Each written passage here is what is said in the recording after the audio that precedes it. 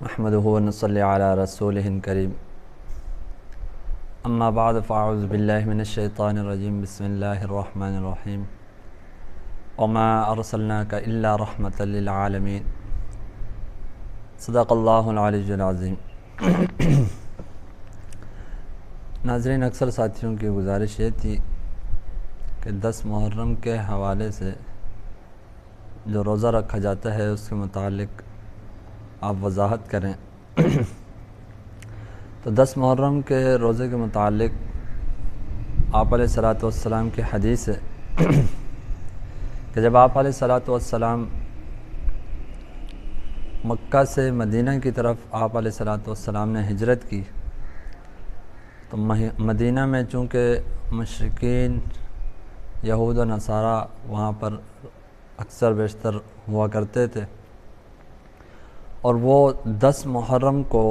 روزہ رکھا کرتے تھے۔ تو آپ علیہ الصلاۃ والسلام نے ان سے وجہ پوچھی کہ آپ 10 محرم الحرام کو روزہ کیوں رکھتے ہیں؟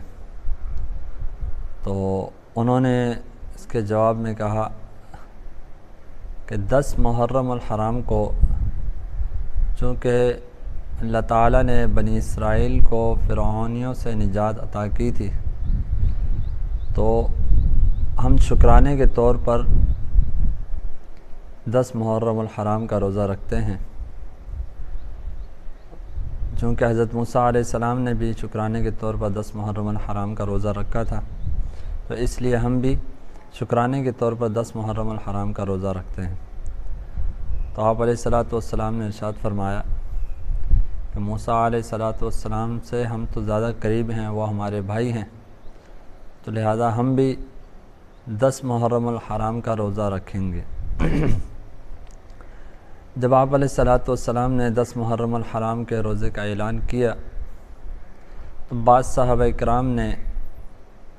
آپ علیہ الصلاۃ والسلام سے عرض کیا کہ اے اللہ کے رسول، کہ آپ نے ارشاد فرمایا کہ من تشبہ بقوم فہو منہ، کہ جو شخص کسی قوم سے مشابہت کرے گا اس کے ساتھ ویسا ہی معاملہ کیا جائے گا، تو لہٰذا ہمارا یہ 10 محرم الحرام کا روزہ یہ تو یہودیوں کے ساتھ مشابہت میں آئے گا۔ تو آپ علیہ الصلاۃ والسلام نے ارشاد فرمایا کہ اگلے سال اگر میں زندہ رہا تو انشاءاللہ اس کے ساتھ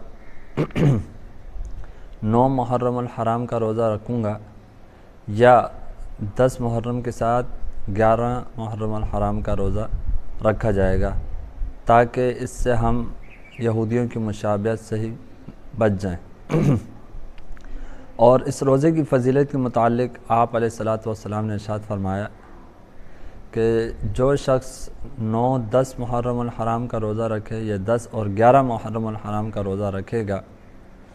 اس کے پچھلے سال کے صغیرہ تمام گناہ اللہ تعالیٰ اس روزے کی برکت سے معاف فرما دیں گے۔ چونکہ رمضان المبارک کے روزے فرض ہونے سے پہلے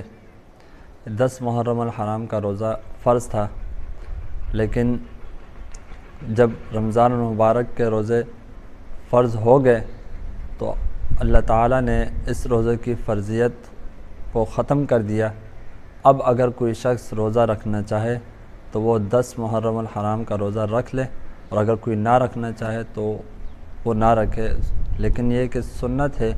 اور اس پر کوشش کریں کہ خود بھی روزہ رکھیں اور دوسروں کو بھی اس کی دعوت دیں تاکہ لوگ اس ثواب میں خود بھی شامل ہوں اور دوسرے بھی اس ثواب میں شامل ہوں برابر کے۔ اللہ تعالی ہم سب کو اس پر عمل کرنے کی توفیق نصیب فرمائے۔ وآخر دعوانا الحمد للہ رب العالمین۔